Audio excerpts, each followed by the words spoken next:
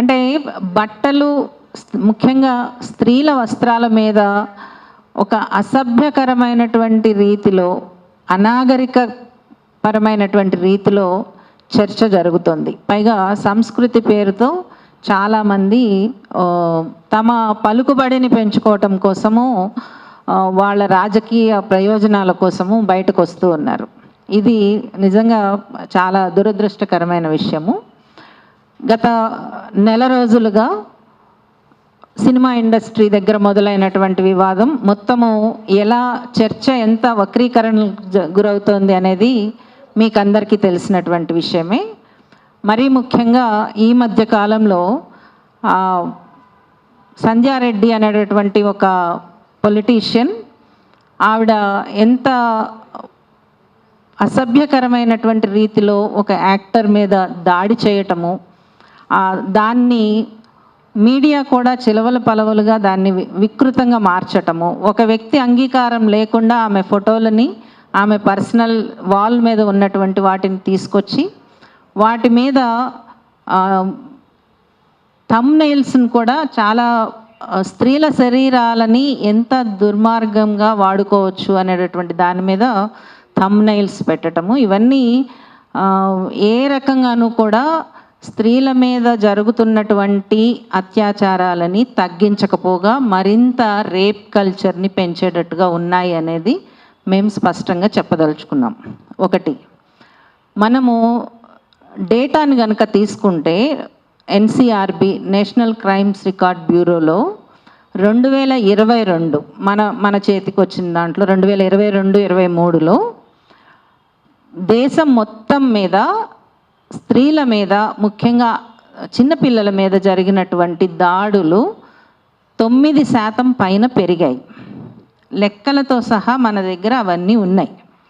ఇది ఒక వ్యక్తి ఇస్తున్నది కాదు, మొత్తం వ్యవస్థ ఇస్తున్నటువంటిది. అంటే సమాజంలో ఒక రేప్ కల్చరు మాటల ద్వారా కావచ్చు, లేకపోతే చేతల ద్వారా కావచ్చు, అంటే చాలా దుర్మార్గమైనటువంటి ఇన్సిడెంట్ జరిగితే తప్పించి అదొక ఇది సహజమే అన్నంత స్థాయిలోకి వెళ్ళిపోవటం దుర్మార్గం. అంటే దీన్ని ఎట్లా అడ్డుకట్ట వేయటం అనేటటువంటిది సీరియస్గా ఆలోచించాల్సినటువంటి విషయము.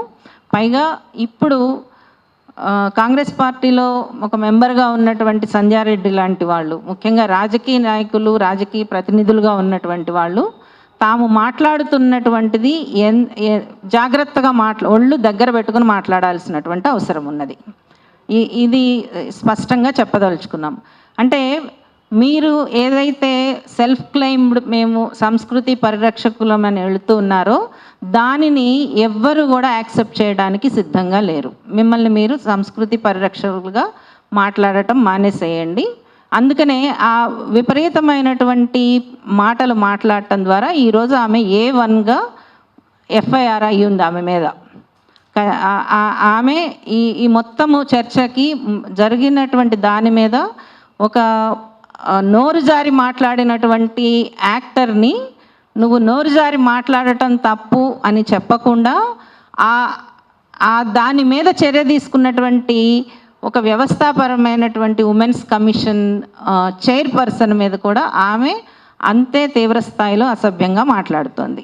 ఇది ఎట్టి పరిస్థితుల్లోనూ ఏ రాజకీయ పార్టీ కూడా, ఏ రాజకీయ పార్టీల్లో ఉండేటటువంటి వ్యక్తులు కూడా ఇట్లాంటివి మాట్లాడటము సరైనటువంటిది కాదు అని చెప్పి మేము స్పష్టంగా ప్రకటిస్తున్నాం.